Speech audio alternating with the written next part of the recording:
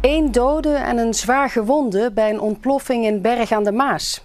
Even voor 4 uur vanmiddag dreigde een bewoner van een appartementencomplex de gaskraan open te draaien. Hij voegde de daad bij het woord. Er ontstond een enorme drukgolf waardoor het complex zwaar beschadigd raakte. 1 man kwam dus om het leven. Waarschijnlijk is het degene die gaskraan opendraaide. Een ander raakte zwaar gewond. Hij is overgebracht naar het klinikum in Aken. Een derde bewoner die in het appartementencomplex aanwezig was, een vrouw, bleef volgens de brandweer ongedeerd. En in Berg aan de Maas is Suna Soysure. Suna, wat is het laatste nieuws daar?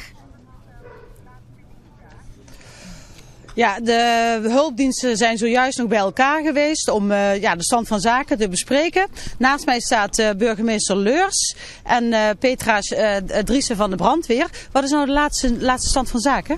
De laatste stand van zaken is dat Enexis op het moment klaar is met de werkzaamheden om de woningen in de omgeving om die van het gas af te sluiten. Het zou om een 7-tal woningen gaan. Dus de situatie is stabiel en er gaat nu gekeken worden. De mensen kunnen naar de Raadhuisstraat in Urmond gaan, naar de sporthal. En daar worden ze verder geïnformeerd en gekeken of er opvang geregeld moet worden en zo ja, waar dat zal gaan zijn. Die mensen kunnen dus voorlopig niet naar huis? Nee, die mensen kunnen niet naar huis, want de schade door de drukcirkel is te groot. Ja, ik zag net een lijkenwagen de straat in rijden. Wil dat zeggen dat daar nog een slachtoffer ligt? Ja, aangaande het onderzoek is de politie is meteen gestart en het slachtoffer zal nu weggehaald worden. Ja. Nu pas weggehaald. Waarom is dat? Vanwege het onderzoek. Men heeft meteen ter plaatse is men gestart met het onderzoek om het allemaal zo snel mogelijk achter de rug te hebben. Ja, er was eerder nog sprake van ontploffingsgevaar. Daarom was de brandweer nog bezig met blussen. Is dat gevaar nu geweken? Ja, er was nog een lichte uitstroom uit de leiding. Maar Enexis heeft nu alles afgeblokt, dus dat gevaar is volledig geweken. Ja. Burgemeester Leurs, u gaat zo meteen naar de mensen die geëvacueerd gaan worden? Dat klopt, want ik denk dat het belangrijk is dat wij daar nu naartoe gaan. In ieder geval een stukje steun en ondersteuning geven. En ook als mensen dat nodig hebben een stukje slachtofferhulp aanbieden. Maar vooral denk ik ook gewoon luisteren en aanwezig zijn. En gewoon kijken wat mensen nu concreet behoefte aan hebben. Heeft u al mensen gesproken in de straat? Heel eventjes, maar goed, ik heb gezegd, we doen het dadelijk op een rustig moment. Zodat we ook even tijd en ruimte hebben voor elkaar. Ja, weet u wat er gebeurd is?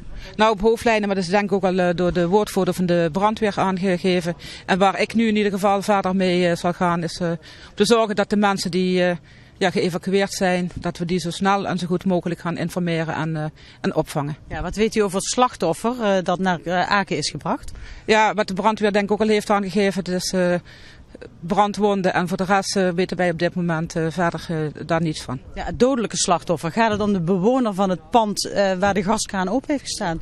Ja, ik heb net al gezegd dat ik in ieder geval over die zaken even geen mededelingen doe. Er moeten een aantal zaken bekeken en onderzocht worden. Nogmaals, onze zorg is nu zorgen dat het hier een stabiele situatie ontstaat. En dat hebben u net gehoord.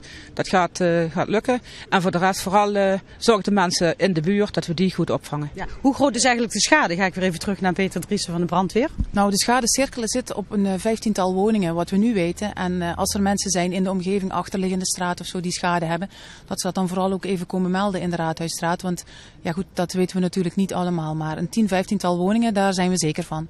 Ja, dank u wel. Tijden. Ja, dank u wel. En dank je wel, Suna Soysure.